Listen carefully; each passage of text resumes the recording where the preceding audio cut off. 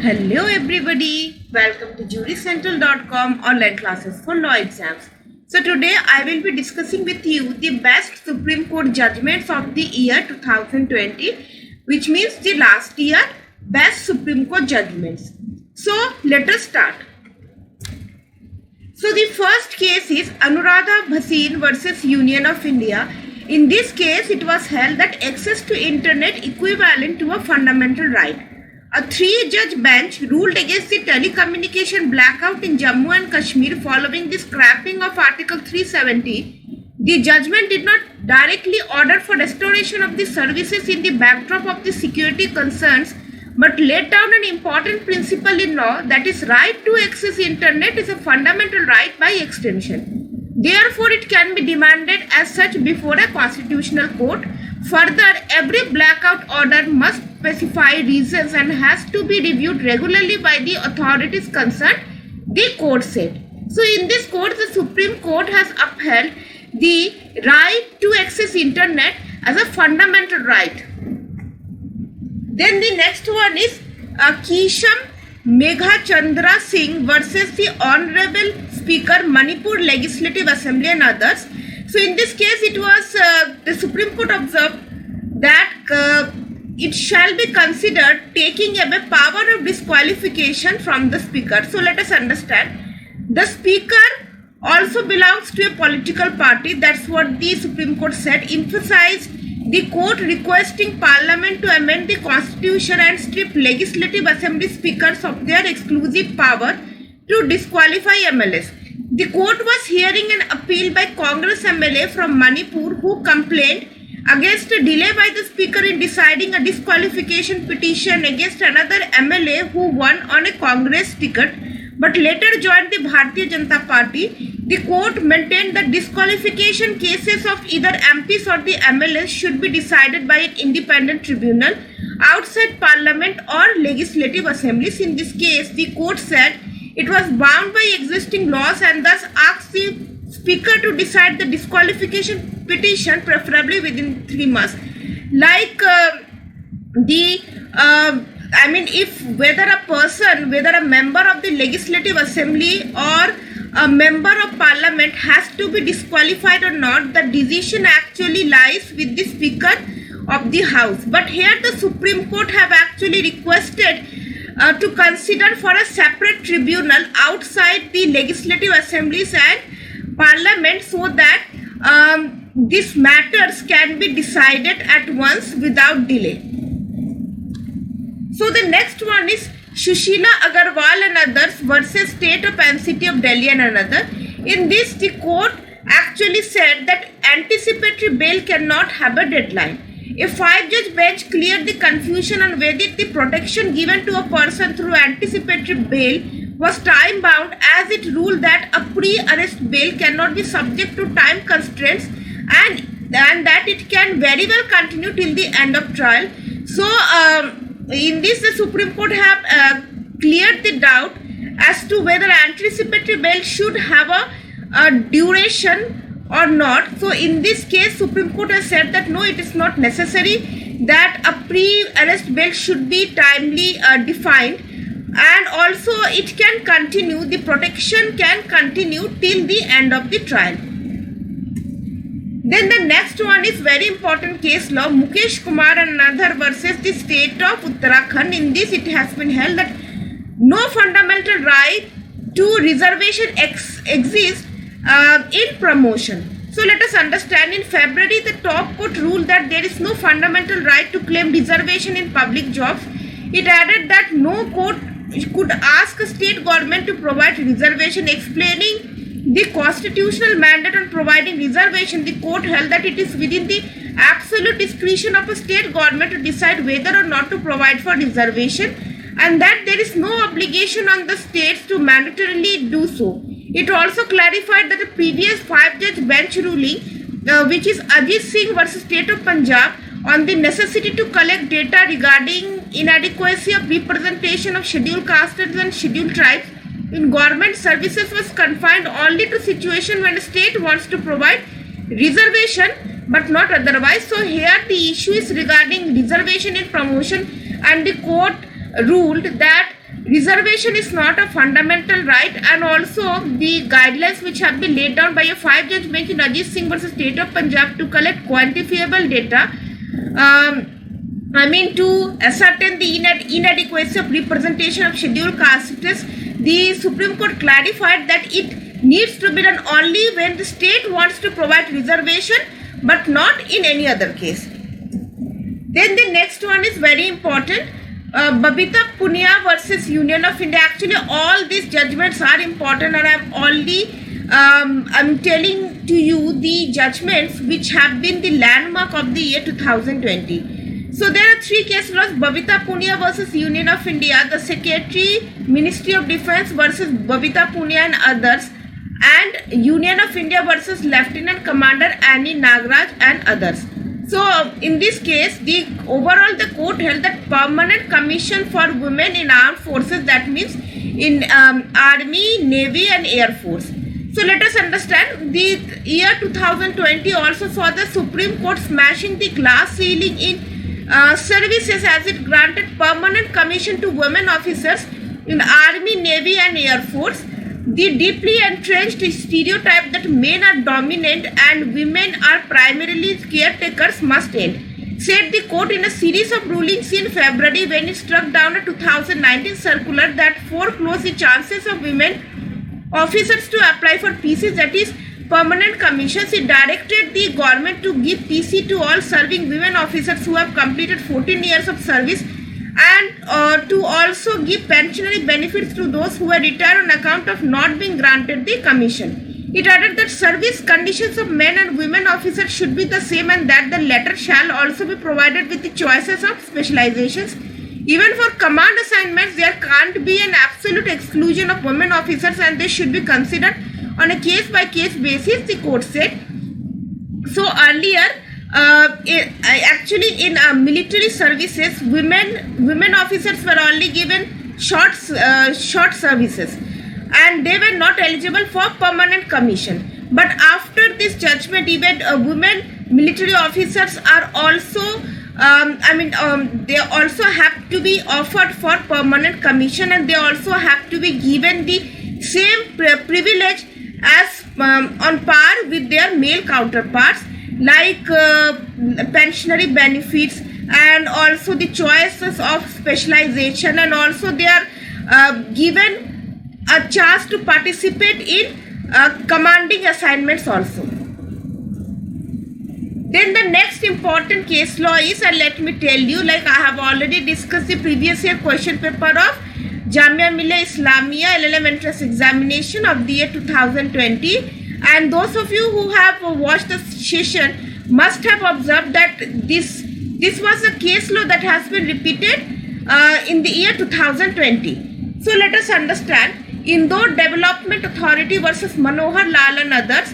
In this case, cloud over land acquisition law cleared. So this case is related to Land Acquisition Act.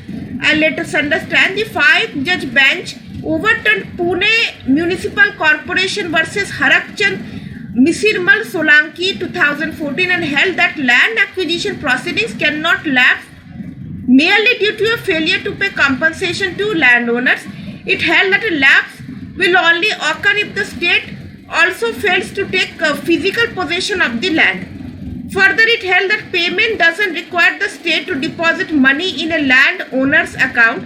Tendering compensation is sufficient. Justice Mishra authored the judgment. So in this case, the 5-judge bench have overturned the judgment given in Pune Municipal Corporation versus Harakchand Solanki, in which it has been held that land acquisition proceedings cannot lapse merely due to failure to pay compensation to landowners. So only on that basis the land acquisition cannot be lapsed, and also it cannot be lapsed. It can only be lapsed if the state fails to take the physical possession of the land. In Pune Municipal Corporation, the court had held that the land acquisition can be void under Section 24 Clause 2 of the Land Acquisition Act of 2013 if compensation has not been deposited in the bank accounts of the landowners or with the court. So in this case, it has been held that if the compensation has not been deposited in the bank accounts of the landowners or with the court, and suppose if the compensation amount is deposited with the government treasury, then in that case the land acquisition proceedings shall be lapsed. But this has been overturned, and in this case the Supreme Court has held that even if the compensation has been paid in the treasury of government, then also it would amount to a valid land acquisition. Then next one is Ram Babu Singh Thakur versus Sunil Arora. In this case, it has been held that political parties must publish criminal records of selected candidates on websites.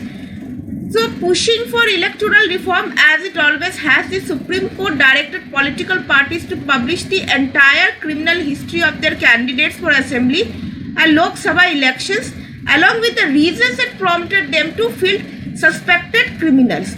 The court held that the information should be published in a local as well as a national newspaper, as well as on the party's social media handles. It should mandatorily be published either within 48 hours of the selection of candidates or less than 2 weeks before the first date for filing of nomination, whichever is earlier. So, in this case, the Supreme Court has said that if a party has any previous criminal antecedents, then it has to be published on their website, on the website of the political party, and they also have to furnish the reasons that why they actually choose the candidate as their representative.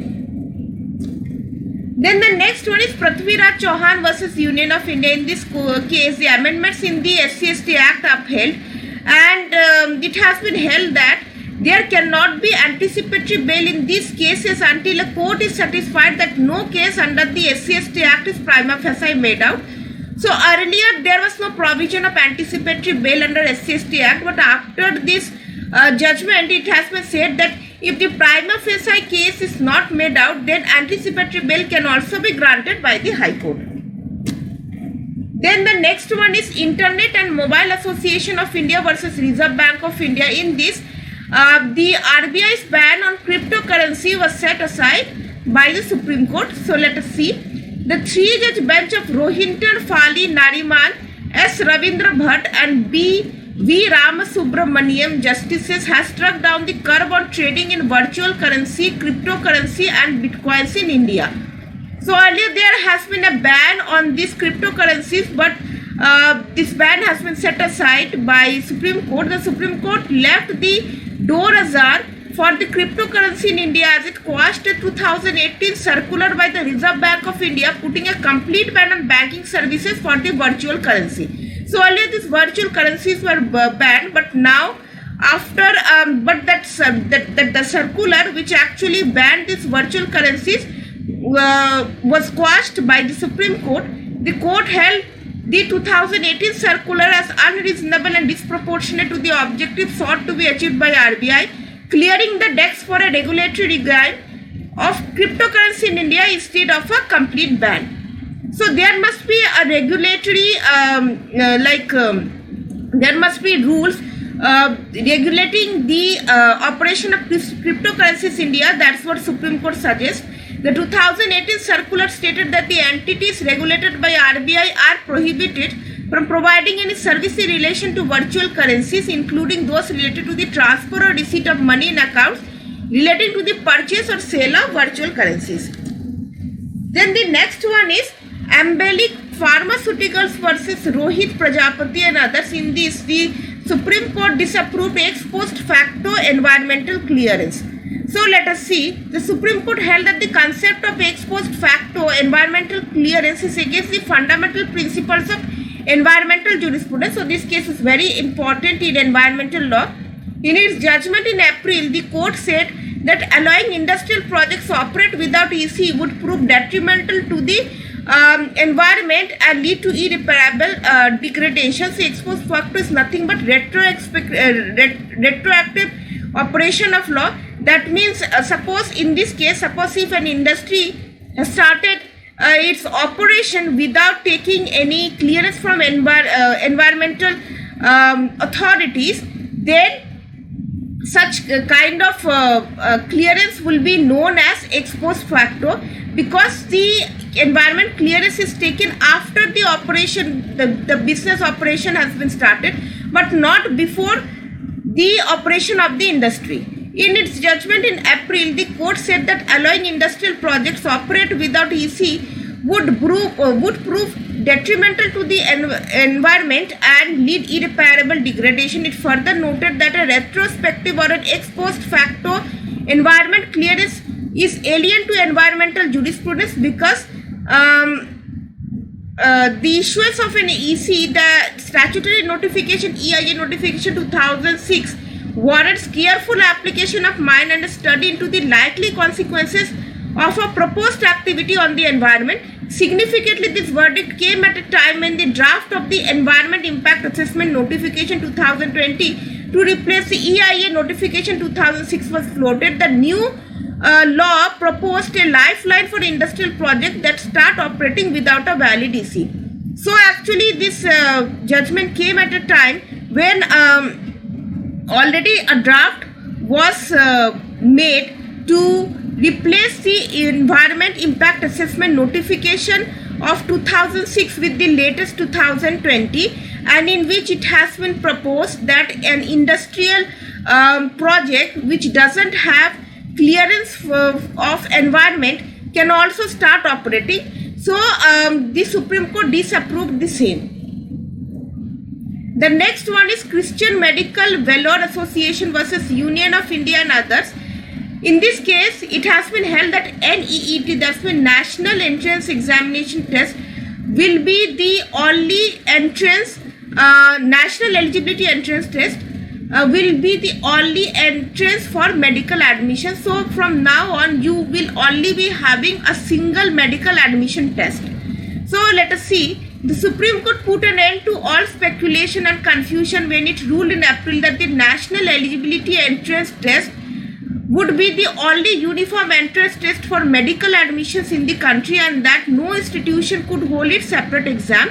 It held that minority institutions, deemed universities and private colleges must also abide with the pertinent regulations, and that they cannot claim violation of their rights to admit students if NEET is in the larger national interest.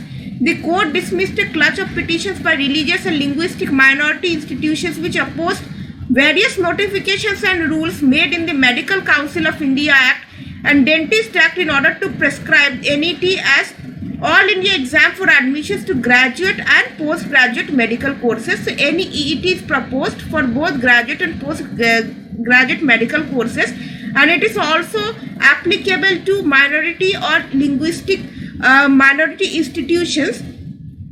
And Supreme Court has actually termed this in larger national interest. NETs will be implemented for medical admissions.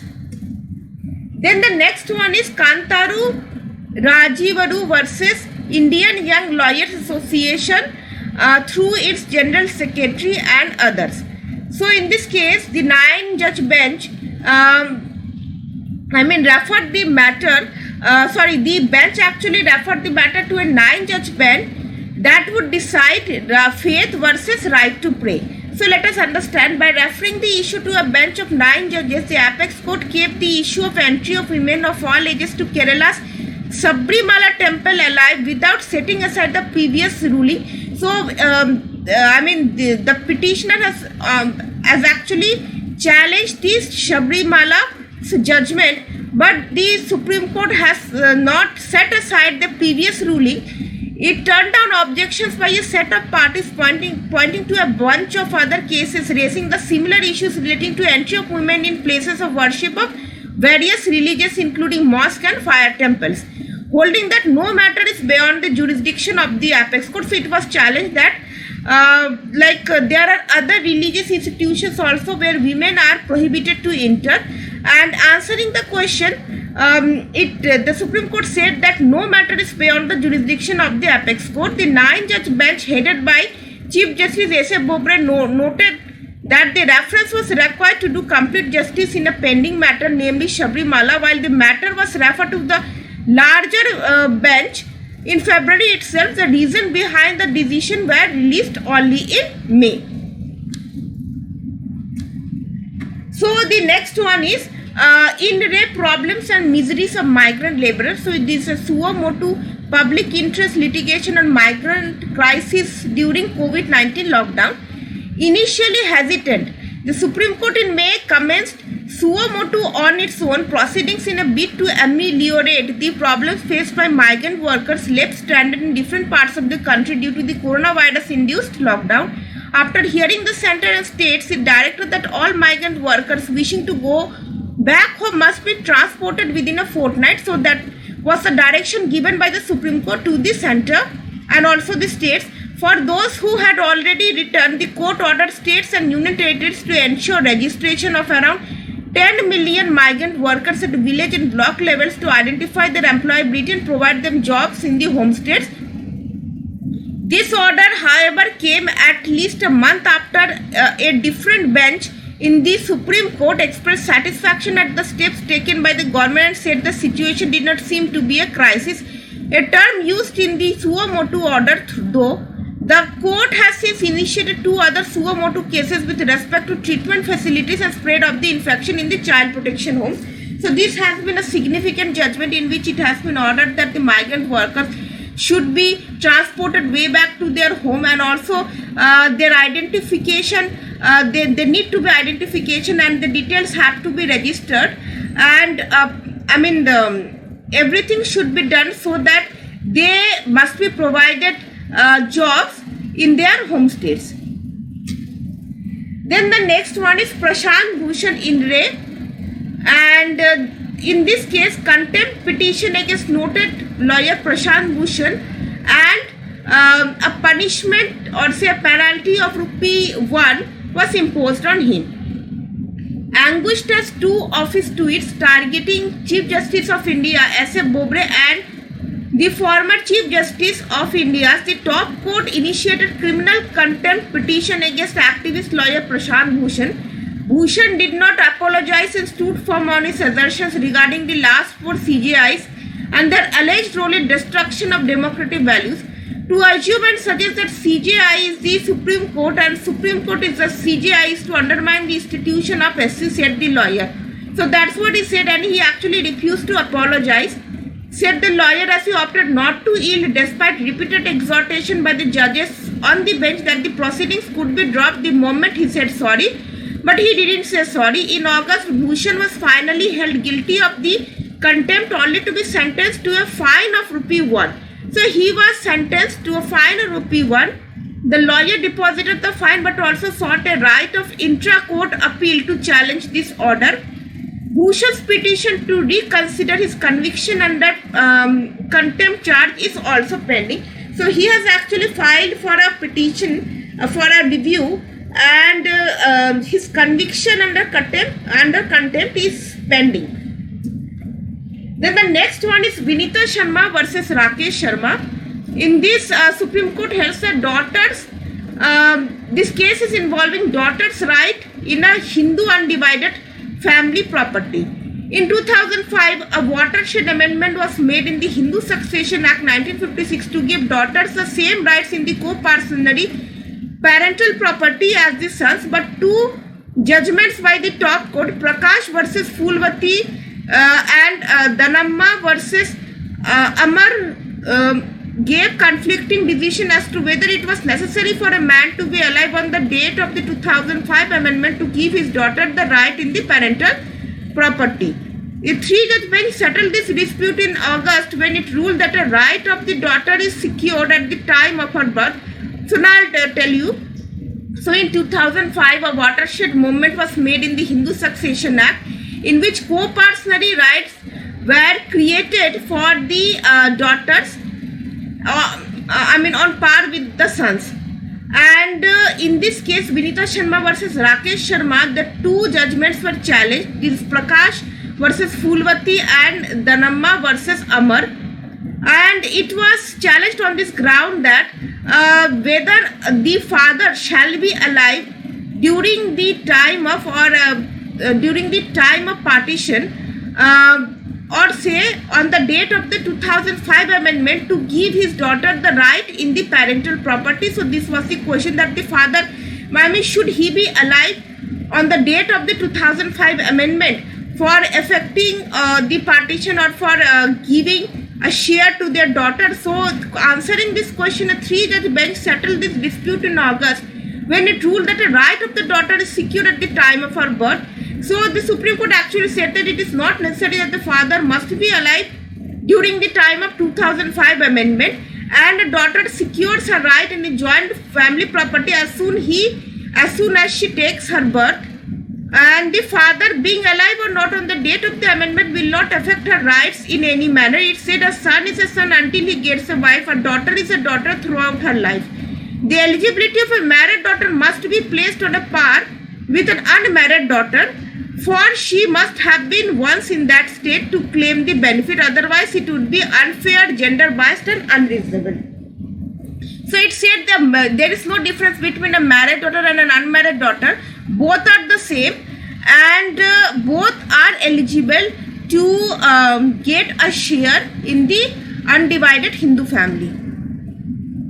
Then the next one is, this has been the sensational case of 2020, Riya Chakravarti versus State of Bihar.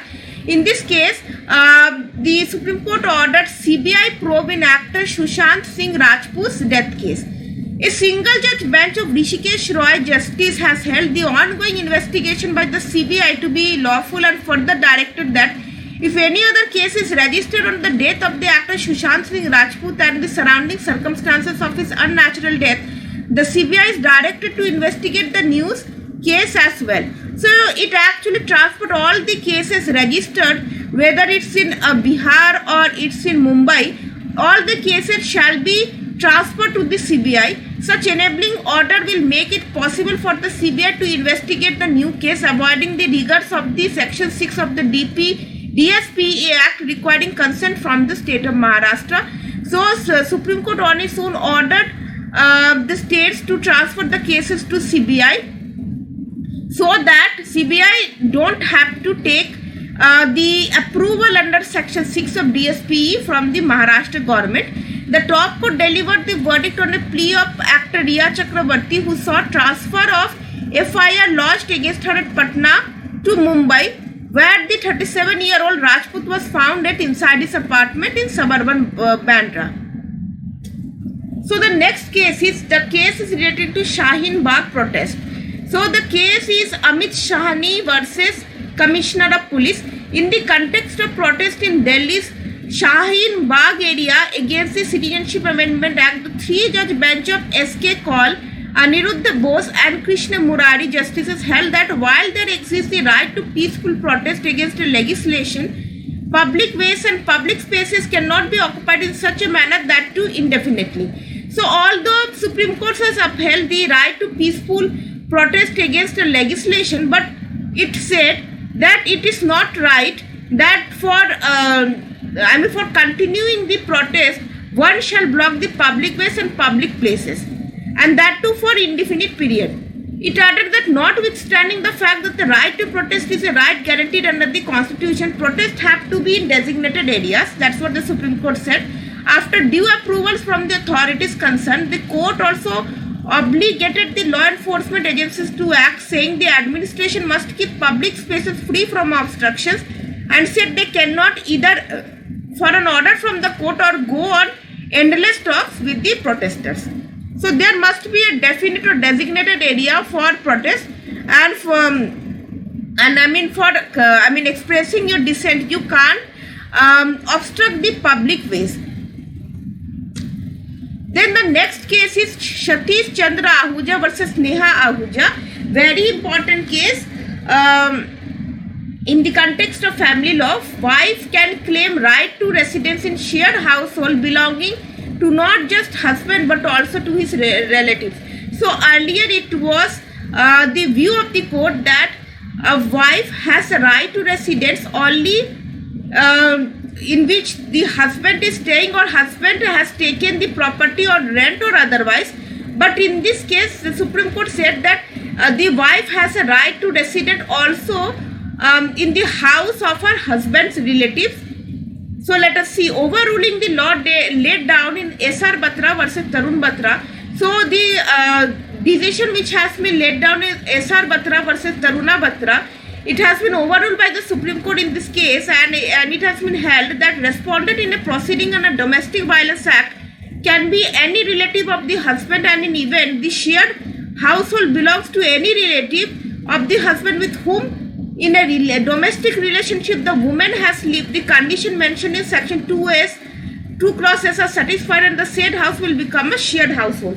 That means a house which is belonging to a husband relatives and in which both of them have shared a domestic relationship. The wife also has a right to residence in that in the house of their in the house of her husband's relative. In S.R. Batra versus Taruna Batra, a two-judge bench held that where it was held that the wife is entitled only to claim a right under section 17 clause 1 to residence in a shared household, and a shared household would only mean the house belonging or to or taken on rent by the husband. So earlier it has been believed that shared household means the house belonging to or taken on rent by the husband, or the house which belongs to the joint family of which the husband is a member. So it was the earlier view, but now the view has been modified in this case law.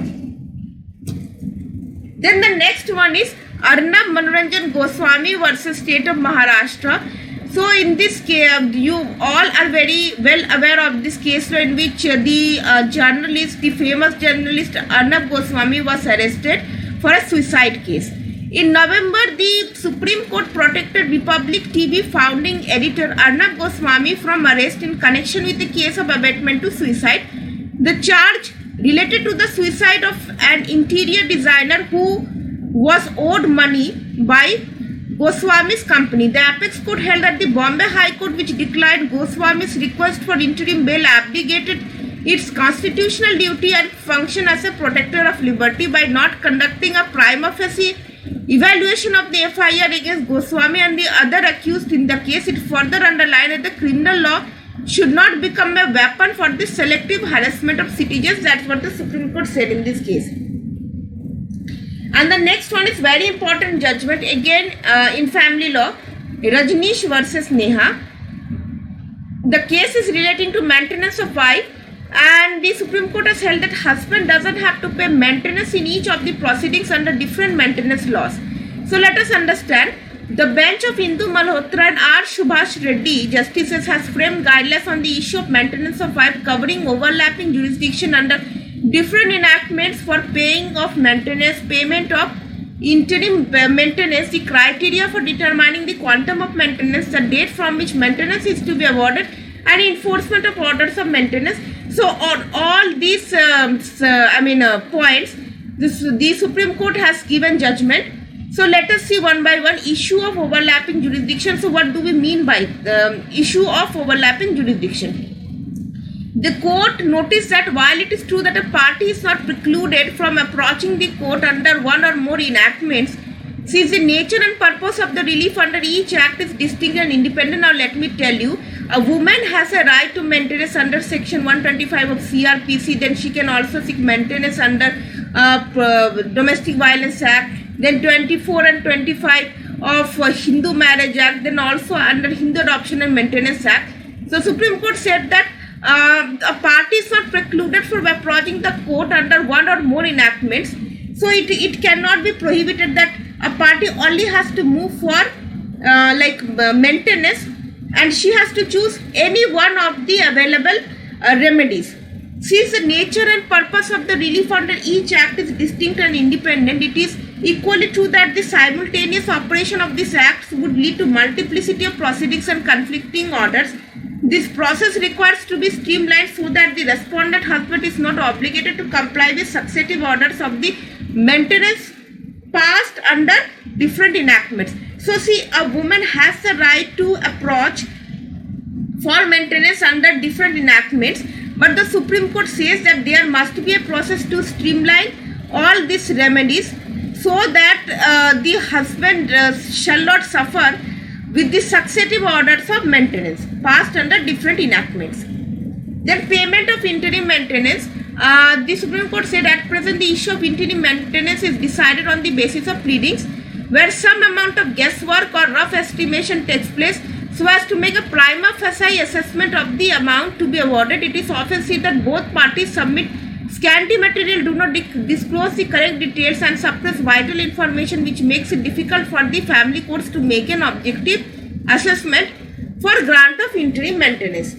It was hence directed that the affidavit of disclosure of assets and liabilities shall be filed by both the parties in all maintenance proceedings. So the Supreme Court made it mandatory before seeking for maintenance that the parties must submit affidavit of disclosure of assets and liabilities, because generally for seeking interim maintenance parties do not furnish these details, and they submit only scanty material and also disclose almost no correct details, and also they suppress vital information, which actually makes it difficult for the family court to make an objective assessment for grant of interim maintenance. So this has been done so that the family court can fix for a reasonable amount of maintenance. Then criteria for determining quantum of maintenance. So it is said the maintenance amount awarded must be reasonable and realistic and avoid either of the two extremes. That is, maintenance awarded to the wife should neither be so extravagant which becomes so oppressive and unbearable for the respondent, nor should it be so meager that it drives the wife to penury. So this has to be kept in mind while determining the quantum of maintenance by the family court. Then date from which maintenance is to be awarded. Even though judicial discretion is conferred upon the court to grant maintenance either from the date of application or from the date of the order under section 125 clause 2, it would be appropriate to grant maintenance from the date of the application in all cases, including 125 CRPC. So the Supreme Court said that maintenance needs to be awarded from the date of the application but not from the date of the order. Then the next case law is Keel Lotto Solutions versus Union of India. In this, the Supreme Court upholds the constitutionality of imposition of GST on lotteries, betting and gambling. So these are very interesting case law. Let us see. The three-judge bench of Ashok Bhushan, R. Subhash Reddy and M.R. Shah justices has upheld the constitutionality of imposition of GST on lotteries, betting and gambling. So it was actually challenged in the Supreme Court that how come the government can impose GST on lotteries, betting and gambling, because these are not goods. These are actually actionable claims. But an amendment has been made and after this, this lottery, betting and gambling are also included under the gamut of goods. So only this provision has been challenged. So let us see further. Whether the inclusion of actionable claim in the definition of goods as given in section 2 clause 52 of the Central Goods of Services Tax Act 2017 is contrary to the legal meaning of goods and unconstitutional. So this was the issue, and the Supreme Court answered the inclusion of actionable claim in definition goods as given in section 2 clause 52 of Central Goods and Services Tax Act 2017 is not contrary to the legal meaning of goods, nor it is in conflict with the definition of goods given under Article 366 clause 12. So the Supreme Court says that no, even if actionable claim has been included under the definition of goods, it is not contrary to the legal meaning of the goods. Parliament by the Constitution 101st Amendment Act 2016 inserted Article 246A, a special provision with respect to goods and services tax, in which special power has to be liberally construed, empowering the Parliament to make laws with respect to goods and services tax. Article 246A begins with non-obstante clause, that is, notwithstanding anything contained in Article 246 and 254, which confers very wide power to make laws. When the Parliament has been conferred power to make law with respect to goods and services, the legislative power of the Parliament is plenary. So it says that already an amendment has been made and an article has been added, which is Article 246A, and which is actually giving plenary power to the Parliament over Articles 246 and 254 in making laws relating to goods. Then the last one, the very important and the very what's the landmark judgment in reservation, Chebrulu Leela Prasad Rao and others versus State of Andhra Pradesh and others. So first of all, let us see the facts of the case. The governor of Andhra Pradesh, in the exercise of its power under para 5, clause 1 of schedule 5 to the Constitution of India, directed that the post of teachers in the educational institution in the scheduled tribe areas shall be reserved for scheduled tribes only, notwithstanding anything contained in any other order or rule or law in force.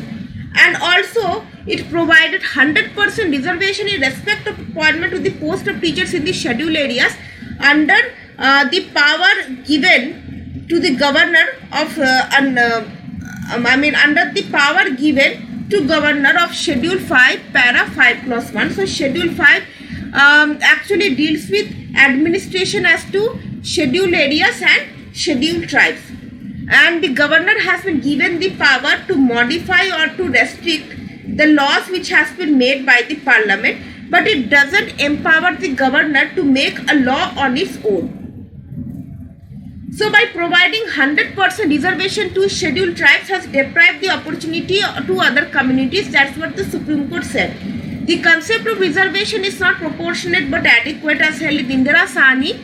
The action is thus unreasonable and arbitrary and violative of provisions of Article 14, 15 and 16 of the Constitution of India. It also impinges upon the right of open category and scheduled tribes who have settled in the area after 26th of January 1950. So, under Schedule 5, a power has been given to the governor to look after the administration of these areas, and also under Article 371D, it has been said that such kind of beneficiary laws can be made for the local tribes and not the tribes who have settled from the other parts of the states after 26th of January 2050 over here in the state of Andhra Pradesh. That means the total percentage of reservation provided for scheduled tribes in the state is 6%. By providing 100% reservation in the scheduled areas, the rights of the tribals who are not the resident of the scheduled areas shall also be adversely affected.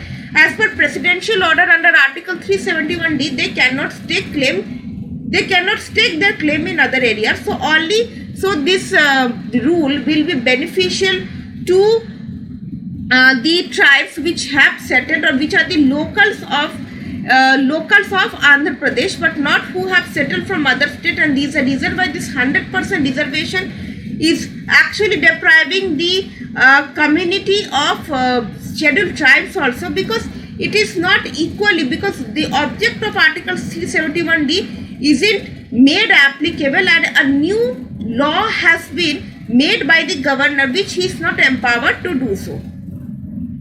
The Honorable Court thus stated that it was least expected from the functionary like government to act in aforesaid manner, as they are bound by the dictum laid down by this court in Indira Sahni and other decisions holding that the limit of reservation not to exceed 50%. It has already been held in the Indira Sahni's judgment that the total reservation shall not exceed 50%. There was no rhyme or reason with the state government to resort to 100% reservation. Therefore, this notification are constitutional, and Supreme Court actually held this notification as unconstitutional.